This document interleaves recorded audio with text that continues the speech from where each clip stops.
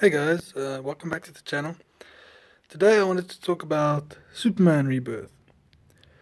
Now, if you know anything about Superman, you know he's that Boy Scout dude who just does good all the time and, just saves people and is super strong and does everything that you can under the sun. I mean, obviously in the Man of Steel movie, he kind of let a lot of people die, but I'm not going to get into that now because a lot of people like that movie or dislike it, or either way.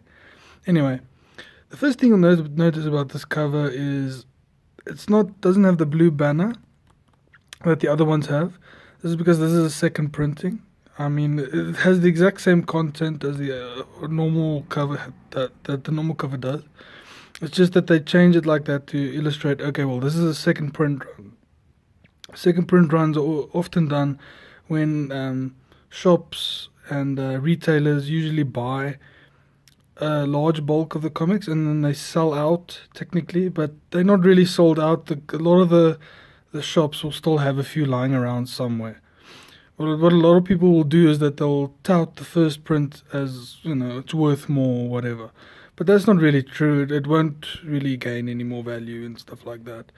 It's really, I should really do a video about just trying to explain to you how it works. Because a lot of people fall into that trap about thinking that modern day comics actually gain value, which they don't. It's a myth, and it's something that almost destroyed the comic book industry. Basically, the, almost 20 years ago now, it almost destroyed the comic book industry because of that kind of mentality. Anyway, now the first thing you'll notice as well is that this cover is just fucking awesome. Because usually you don't see Superman in this kind of light. Usually you just see him as the Boy Scout, the happy person. But this just looks intense, and I actually really like it. I mean, Doug Marquet is really, he's a hit and miss artist. A lot of his interiors are kind of crappy, but this actually looks very cool. Now, this book is written by Peter J. Tomasi and Patrick Gleason. This is a dual writing team. They've worked on this book for the last year and a bit now. This also came out directly after DC Rebirth, that one shot, and it's drawn by Doug Marquet. Now, in the first part of this book, it's basically Superman talking, or the original Superman, the guy we all know and love, talking to the new 52 Superman, telling him about how they always just missed each other and they never really talked and everything, because in the new 52 Superman, he basically died, basically killing this guy that they're punching over here.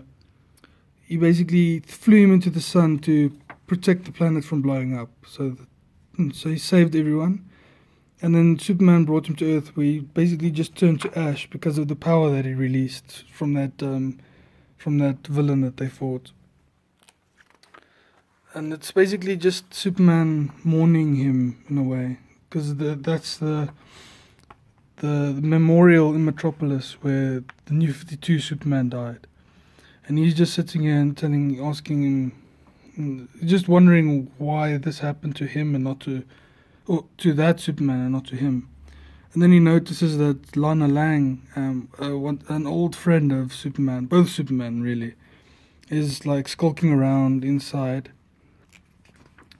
And obviously she mistakes him for her Superman, because obviously she doesn't really know about the Superman all that much. She only saw him briefly when her Superman died. So then he's like, yeah, it's not really me. I'm not really your Superman, but I can understand how you feel. And obviously she gets angry at him.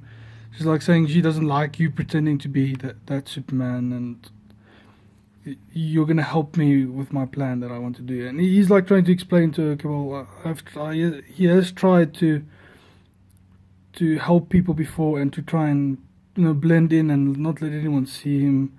The reason he wears this black suit in particular is because he does undercover rescuing in a way. The way he does it, he uses this black suit. It's basically a symbol of when he died as Superman way back.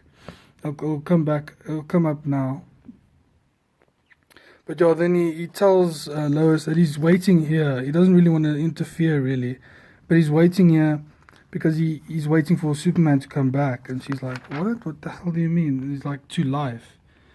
And she's like, obviously upsetting and, dismissive about this whole thing. And he's like, no, but when I died, this is exactly what happened. And she's like, what the fuck do you mean you died? And then obviously he's trying to explain it to her. But it has to go all the way back to the 1992, 1991 story of Superman and Doomsday. This is fucking awesome. I love the splash page because it just illustrates the fucking ferocity and just the epicness of that battle. I mean, in the 90s, they could do it quite well as well, the entire story. But it was a bit drawn out, and, it's obviously, to make it more intense every time.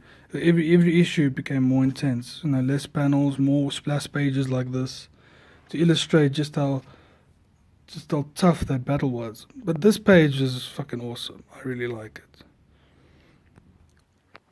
And now we move on. It's just basically Superman describing the battle and how hard he had to fight, and eventually it's like so much destruction, and he just couldn't believe that this thing was so powerful. I mean, he fought fucking Darkseid, and it was never this tough. And then at the end, obviously, they give this last blow, and they both die.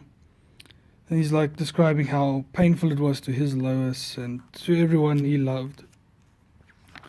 And then he goes on to explain that he didn't really die, he was more punched into a coma. And there were these 4 replacement Supermen that took over for him for a while, and then he came back. And this is basically the suit that he used when he came into the New 52 universe to be a hero. He wore like a mask to veil his face and to save people from the shadows. And then Superman goes on to explain that there was this weird Kryptonian technology that kept him alive in this like big suit. And she's like saying, the Fortress of Solitude should have that, right? And he's like, yes, mine did. I don't know if your Superman has that. So she's like, well, I know where it is. And he's like, okay, well, let us go there then. And she's like, yeah, well, we're partners now, so we both go. And they go there, mainly to see if that Kryptonian matrix exists to heal Kryptonians. And what they find is like a message that the New 52 Superman left for his successors like Supergirl and Batman and Wonder Woman, all of them, just to know, okay, well, seeing as I'm gone, just take care of everything for me in my stead. And it's a really sad moment. And also you see here is that he honored both his parents and his adoptive parents, which the original Superman never did.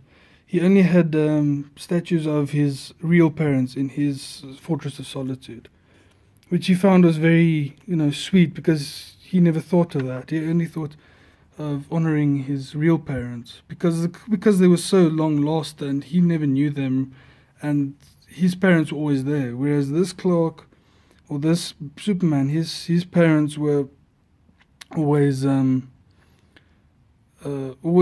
until like very recently, and then they were both killed off. And then what Lana wanted to do with Superman's body, with the New 52 Superman's body, is to basically bury him in Smallville next to his adoptive parents.